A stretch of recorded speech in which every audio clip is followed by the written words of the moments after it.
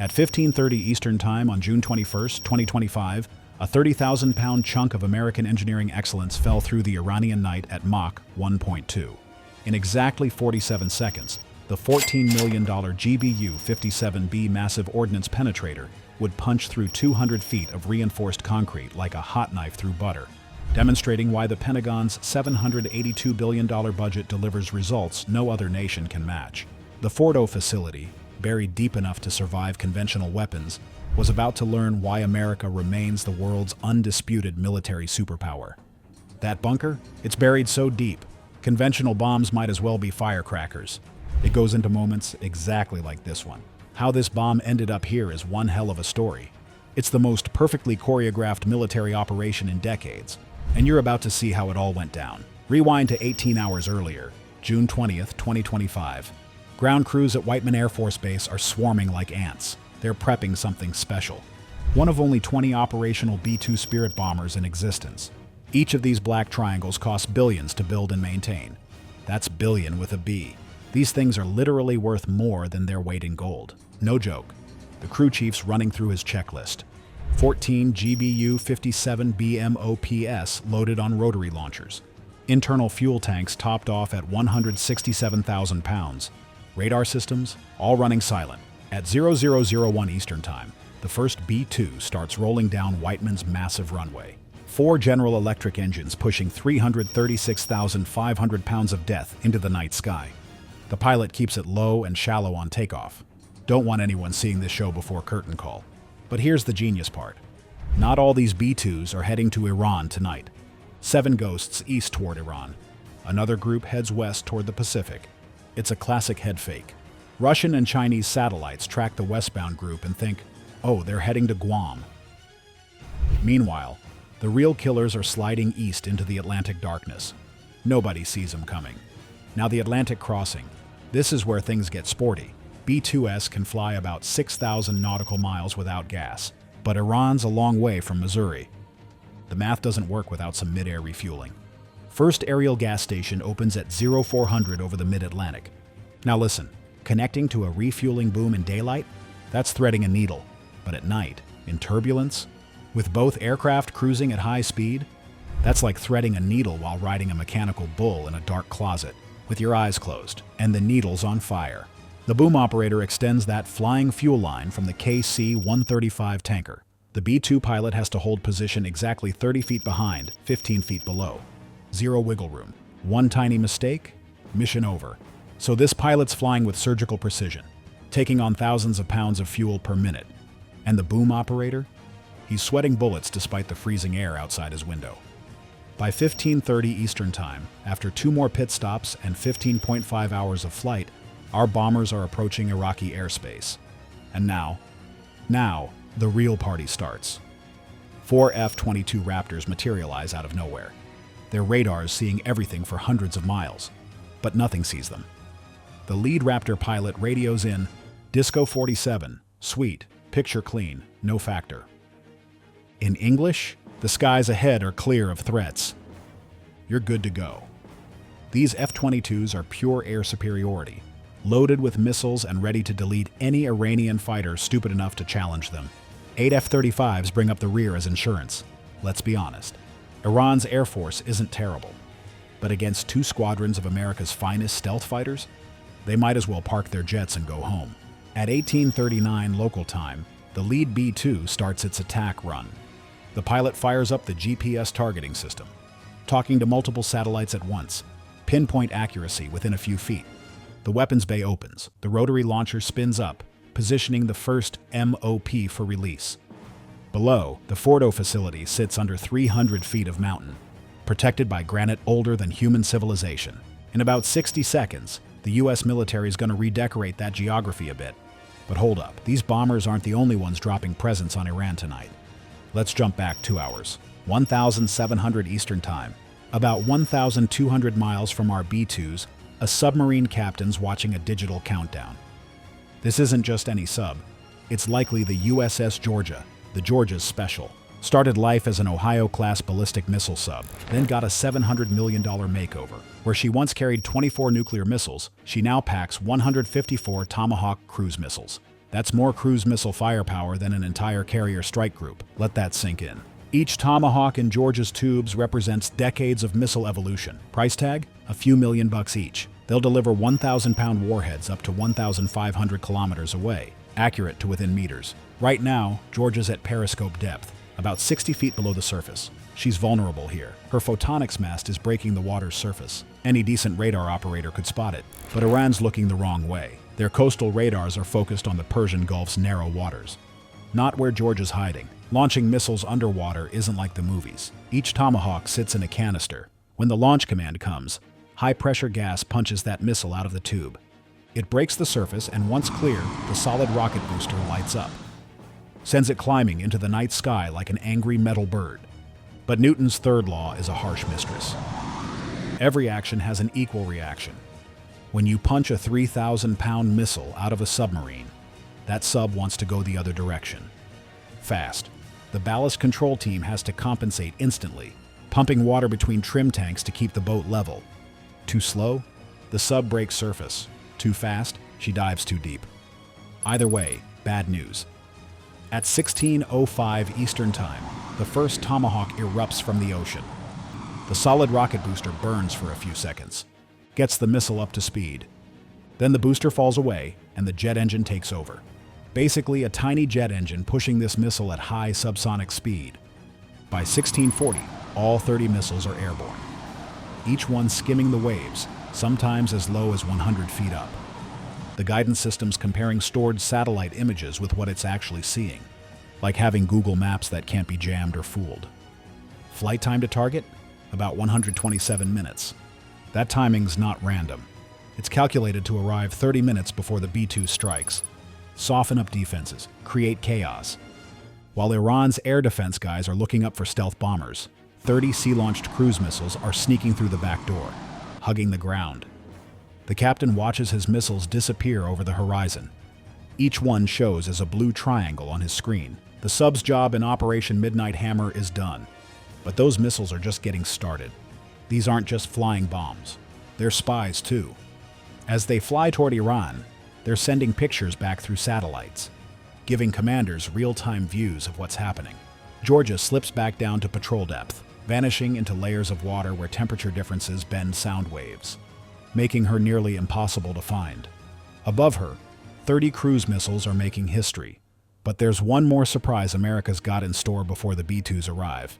At 1600 Eastern Standard Time, a massive fighter sweep launches ahead of our bombers, over 60 aircraft. The largest coordinated package since Iraq 2003. 4 F-22s lead at 50,000 feet. 8 F-35s follow at 35,000. Several dozen F-18 Super Hornets cruise at 25,000.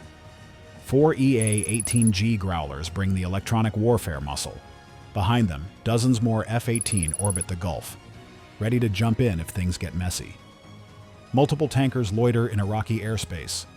An RC-135 Rivet Joint sucks up electronic signals like a vacuum. Here's the game plan. F-35s stay in stealth mode. Pure air-to-air loadout. They're the forward sensors, the eyes of the operation. The real punch comes from 3 dozen Super Hornets, some carrying radar-killing missiles, others loaded for air combat, the rest configured as escorts. Those Hornets are packing serious heat. Over 60 anti-radiation weapons ready to go. Combined with the Growlers jamming, they could take out every radar in Iran, multiple times over. The F-35s find the radars. The Super Hornets and Growlers kill them, and the F-22s handle any Iranian fighters dumb enough to interfere. This strike package spreads across a 60-mile front, creating overlapping fields of electronic surveillance. The F-35s use their electronic warfare suites to map Iranian defenses, all while staying invisible.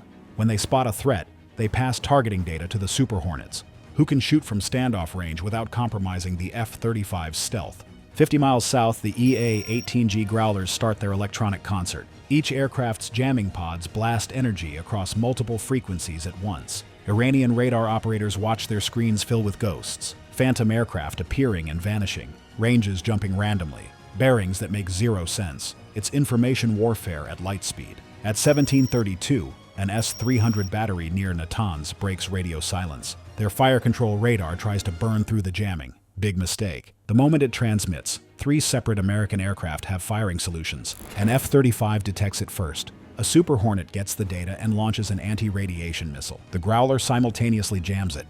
The missile accelerates to supersonic speed, its seeker memorizing the radar's location. Even when the S-300 operators panic and shut down 15 seconds later, it's too late. The missile puts its warhead within 10 meters of the radar vehicle. The explosion turns a $100 million air defense system into burning scrap. The Super Hornets work in pairs, one finding targets, the wingman engaging. When mobile SAM systems try to relocate, F-35 sensors track their heat signatures. Vectoring in the Super Hornets for the kill, the teamwork between 4th and 5th generation fighters is devastating. Stealth platforms as sensors, legacy fighters as shooters. By 1735, the CD mission has fired 31 anti-radiation weapons, knocked out 31 radars, and SAM sites. But the psychological effect is even bigger than the physical damage. Iranian operators, trained to fear American SAD capabilities since 1991, choose living over dying. Every surviving radar goes silent. The Growlers shift to jamming communications. Military frequencies from VHF through UHF bands fill with static. Flight coordination channels become useless. Even Iranian cell networks get disrupted. The F-22s maintain high cover, their radars searching for any Iranian pilot brave enough to launch. None do. The Super Hornets orbit in their assigned boxes. F-35s continue electronic surveillance, building a real-time map of every surviving air defense asset. At 1739 Eastern Time, with the corridor sanitized and silent, the B-2s begin their final run. The 125 aircraft armada has created a highway in the sky. American aircraft operating with total freedom. Not a single missile fired at coalition aircraft. Not one Iranian fighter even attempted takeoff. At 1740, the bomb bay doors of the first B-2 slide open. It's time for the main event of tonight's show. At exactly 1740 Eastern Time, the first GBU-57B massive ordnance penetrator falls from the lead B-2's weapons bay. For a moment, it just hangs there, suspended in the thin air at 45,000 feet. GPS receivers lock onto satellites. Tail fins deploy with mechanical precision. Then gravity takes over.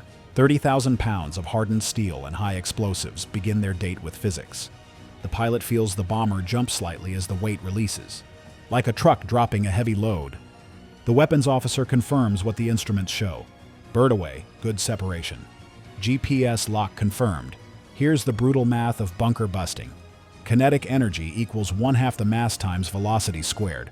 That MOP will hit at high subsonic speed, delivering energy equivalent to a freight train hitting a wall. The hardened steel penetrator, forged from advanced alloys, will punch through tens of meters of concrete and rock. The Fordo facility sits under both. At 1741, the first MOP strikes. Impact creates a localized earthquake, registers about 2.3 on the Richter scale. But the weapon doesn't blow up right away. That would waste its potential. Instead, the smart fuse counts down as the penetrator burrows through rock and concrete, waiting for the perfect moment to detonate. The warhead, 5,300 pounds of high explosive, finally blows about 180 feet underground, creates a cavity tens of feet across. The pressure wave races through rock at 15,000 feet per second. It finds every crack, every seam, every structural weakness. Concrete designed to withstand 10 million pounds per square inch meets forces 10 times stronger. It doesn't just crack, it turns to powder. But one manganese pataka isn't enough. The planners know this. That's why 12 are targeted for Fordo. Each impact point calculated to create overlapping shock waves, turning the mountain's strength against itself. The remaining B-2s follow in sequence, each releasing their MOPs at precisely timed intervals. From the ground, it would look like artificial meteor strikes, flashes followed by rolling thunder across the mountains. At Natanz, the strike profile's different. Only 2 MOPs target this facility. It's not buried as deep. The weapons officers actually delay the release to ensure proper spacing. Dropping 2 30,000-pound bombs too close together would reduce effectiveness. Their blast waves would interfere with each other. Meanwhile, hundreds of miles away, the Tomahawks from USS Georgia enter their terminal phase. Each missile's nose camera activates, comparing what it sees with stored images. The scene-matching systems lock on. The missiles make final course corrections. They've been flying for 2 hours, following terrain like mechanical homing pigeons. At Isfahan, the night shift workers hear them coming. Williams F-107 turbofans make a distinctive whine at cruise speed, but hearing them and stopping them are very different problems. The facility's point defense systems, already confused by American jamming, desperately try to achieve lock. Their engagement range is only about 12 kilometers. At Tomahawk cruising speed, that's less than 49 seconds from detection to impact. Not nearly enough time. The first Tomahawk strikes the uranium hexafluoride storage building at 19:05 Eastern Time. Its 1,000-pound warhead designed for maximum blast effect. The explosion doesn't just destroy. It aerosolizes tons of uranium hexafluoride, creates a toxic cloud that makes the facility uninhabitable for anyone without a death wish. The next 29 missiles arrive over the following 45 seconds, each targeting specific buildings identified through years of intelligence work. The B-2s are already turning for home, their fuel gauges showing about 18,000 pounds remaining, enough to reach their tankers with reserves to spare. Behind them, 3 nuclear facilities burn in the night. Total time over target, 25 minutes. Not a single surface-to-air missile launched. Not one Iranian fighter even attempted to get airborne. The surprise was total. The execution, flawless. In less than half an hour, Iran's nuclear program just got reset to 0. In 25 minutes, the US military did what 7 presidential administrations couldn't do: take away Iran's nuclear capabilities. For good.